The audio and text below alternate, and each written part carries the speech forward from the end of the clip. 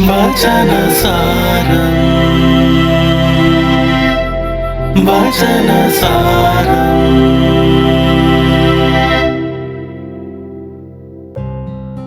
കാഴ്ചയുണ്ടാൽ മാത്രം പോരാ, കണ്ണുകൾക്ക് സൗന്ദര്യമുള്ളവ കാണാൻ സാധിക്കണം.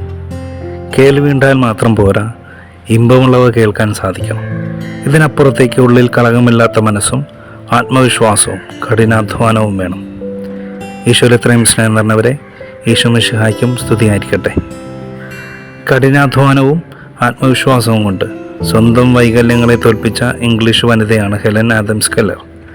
19 മാസം മാത്രം പ്രായമുള്ളപ്പോൾ കാഴ്ചശക്തിയും കേൾവിശക്തിയും നഷ്ടപ്പെട്ട അവൾ സ്വപ്രയത്നം കൊണ്ട് സാഹിത്യം, സാമൂഹ്യ പ്രവർത്തനം, അധ്യാപനം എന്നീ രംഗങ്ങളിൽ കഴിവ് തെളിയിച്ചു.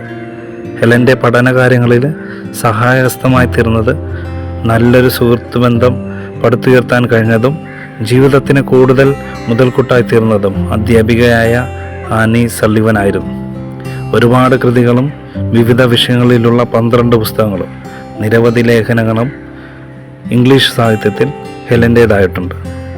ആത്മവിശ്വാസത്തിൻ്റെയും ദൃഢനിശ്ചയത്തിൻ്റെയും കഠിനാധ്വാനത്തിൻ്റെയും പ്രതിനിധിയായി വളർന്ന അന്ധയും ബധിരയുമായ ഹെലൻ അംഗവൈകല്യമുള്ള അനേകർക്ക് പ്രത്യാശയായി ഇന്നും ജനമനസ്സുകളിൽ ജീവിക്കുന്നു.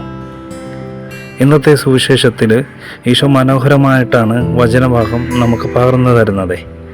ഓരോരുത്തൻ്റെയും കഴിവിനനുസരിച്ച് താലന്തുകൾ, ഒരുവന് 5, മറ്റൊരുവന് 2, വേറൊരുവന് 1 കൊടുത്തു.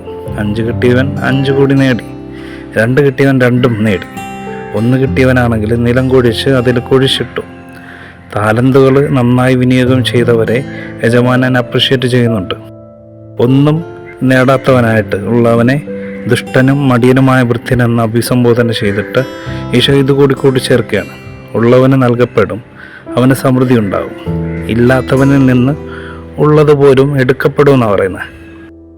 ഹെലൻ കെല്ലറിന് കാഴ്ചശക്തിയോ കേൾവിശക്തിയോ ഇല്ലായിരുന്നു. എന്നിട്ടും അവൾക്കുള്ള കഴിവിനനുസരിച്ച് താലന്തുകളെ ശരിയായ രീതിയിൽ വിനിയോഗിക്കുവാൻ സാധിച്ചു. നമുക്ക് ഈശോ ഒരുപാട് താലന്തുകളും കഴിവുകളുമൊക്കെ തന്നു. നല്ല കാഴ്ചശക്തി, കേൾവിശക്തി, നല്ല ശബ്ദം. എന്നിട്ടും നാം അഹങ്കരിക്കുന്നുണ്ട്. ഈശോ നൽകിയ കഴിവിനനുസരിച്ച് താലന്തുകളെ ദുർവിനിയോഗം ചെയ്യുന്നുമുണ്ട്. എന്തോരം താലന്തുകളാണെന്നേ നമുക്കുള്ളത്. നന്നായി ഒന്ന് വിനിയോഗിക്കാൻ പാടില്ലേ? ദൈവം കനിഞ്ഞു നൽകിയ കുഞ്ഞു കഴിവുകളെ തിരിച്ചറിഞ്ഞ് താലന്ത് ജീവിതം നയിക്കുവാൻ നമുക്ക് സാധിക്കട്ടെ എന്ന് ആത്മാർത്ഥമായി പ്രാർത്ഥിക്കുന്നു. ദൈവം നിങ്ങളെവരെയും സമൃദ്ധമായി അനുഗ്രഹിക്കുമാറാകട്ടെ. വചനസാരം വചനസാരം.